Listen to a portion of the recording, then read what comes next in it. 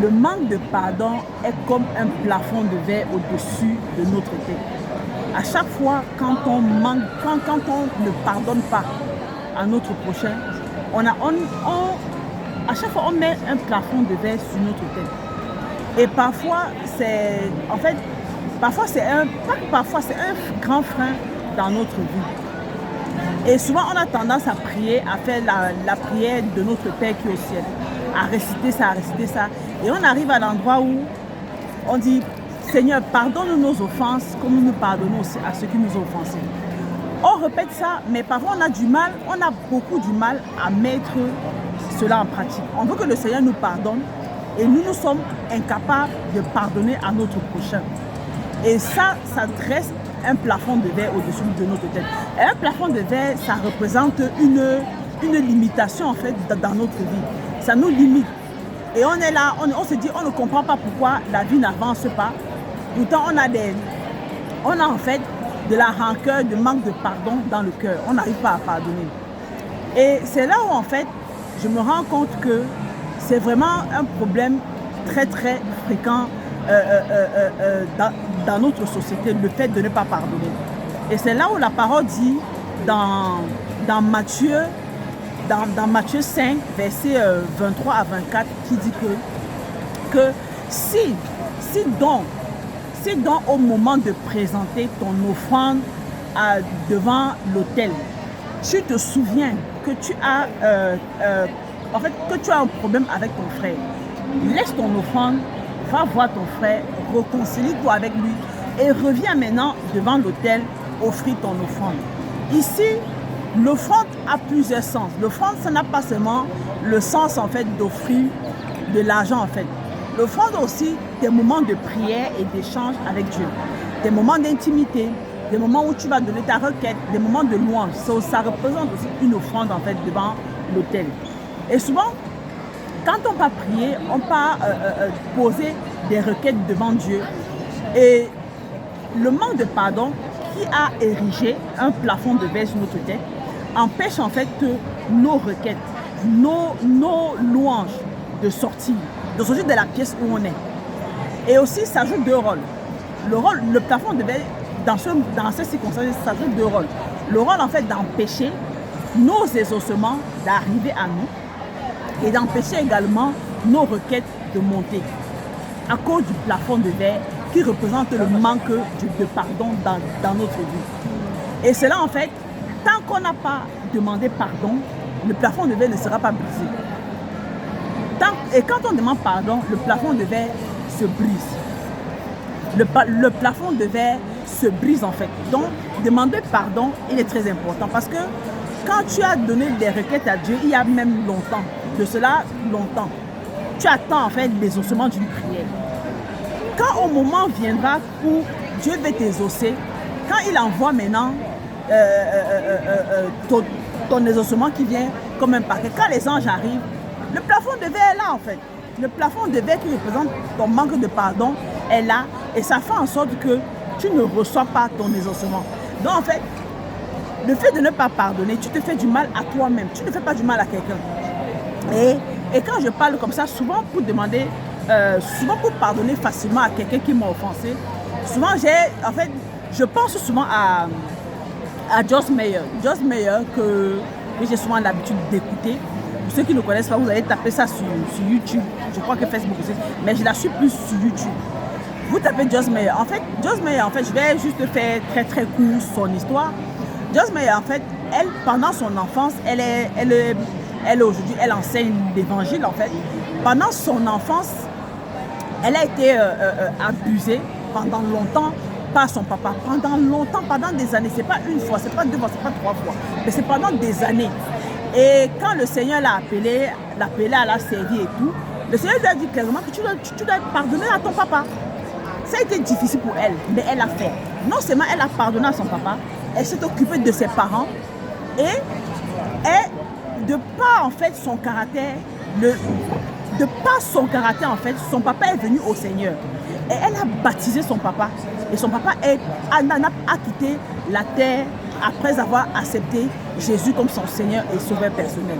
Et je vous raconte ça pourquoi? Pour vous dire que Parfois, quelqu'un vous a trahi, peut-être volé de l'argent, peut-être insulté, peut-être... Enfin, il y a beaucoup de choses.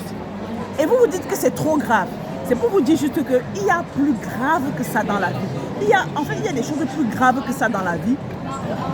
Mais Dieu vous accorde la grâce de pouvoir pardonner. Et souvent, quand tu n'arrives pas à pardonner, quand c'est douloureux, quand le manque de pardon est douloureux, ça persiste. Ce qu'il faut faire, c'est d'aller devant le trône de grâce de Dieu, de dire Seigneur, je n'arrive pas à pardonner. Ce que l'autre m'a fait, c'est difficile.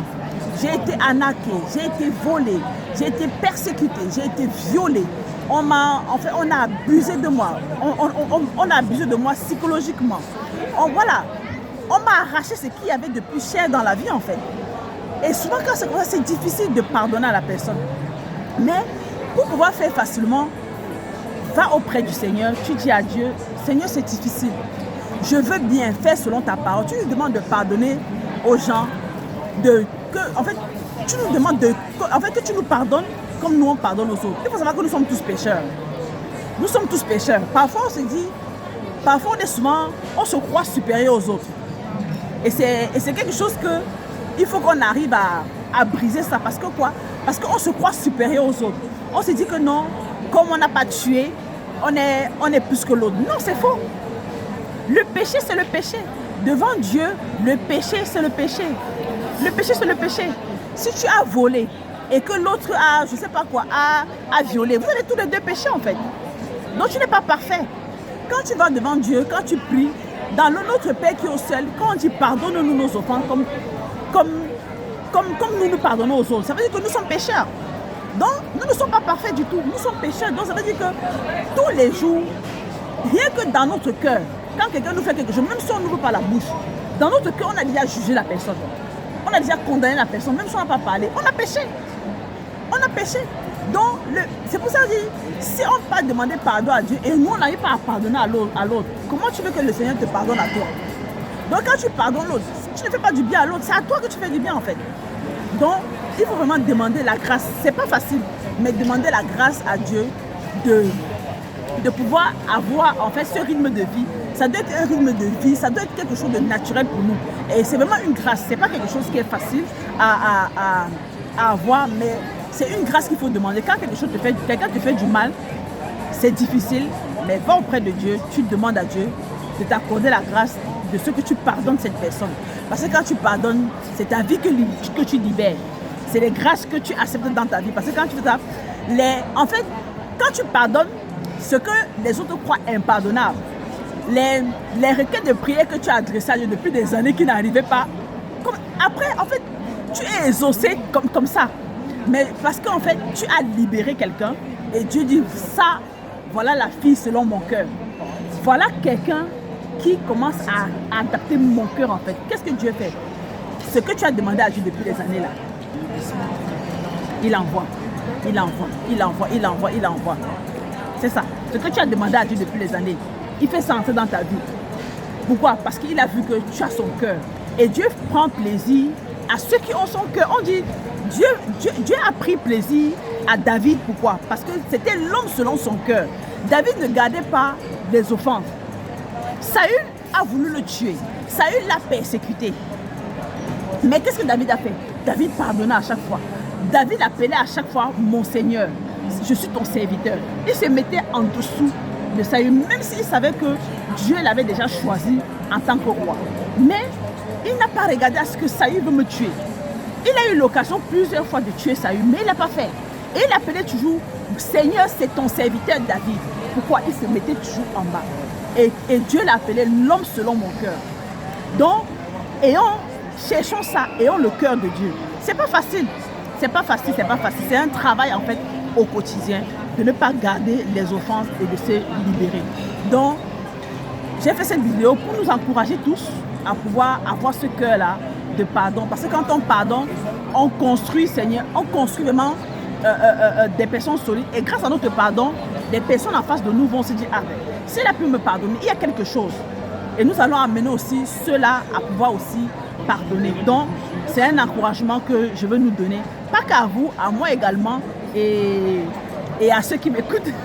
Donc, pardonnons. Donc, merci de m'avoir écouté. likez la vidéo, partagez et commentez. Et surtout, abonnez-vous à notre chaîne. Merci, au revoir, à bientôt.